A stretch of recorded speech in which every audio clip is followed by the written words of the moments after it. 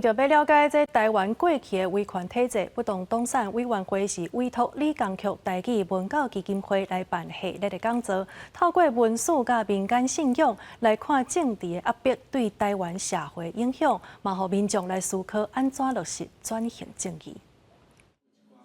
为滨海大将军王芬的信仰开始讲起。1754年出世伫台中沙鹿的王芬，因为保卫乡里，佮参与林爽文兵变事件，伫地方留下英勇正义的形象，后来受百姓敬拜。 东山会委托李江曲台语文教基金会办理转型正义的讲座，用民间信仰来看台湾发生的历史事件。嘛毋是讲干那伫个清朝，也是日本时代有这信仰文化吼。咱伫个这个战后，国民政府来台湾了后呢，吼，比如讲伫个228事件的时阵，吼，咱就有一寡牺牲者。这牺牲者呢，有的人伊有互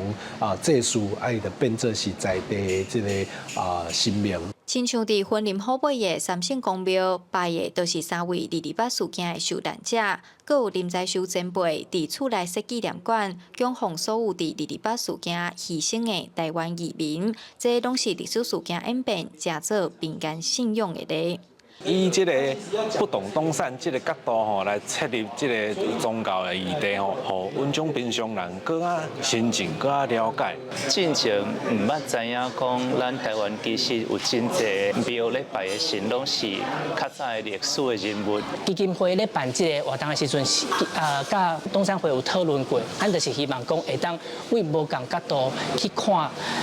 转型正义，互大家会当对转型正义有更较深的了解。 李江曲台语文教基金会表示，过去嘛捌办过以台湾美术史、文学史为主题讲座，来讨论中国威权时期对社会影响，希望互民众了解转型正义除了讲政治，其实嘛含咱生活各方面拢有关系。记者杨淑晴综合报道。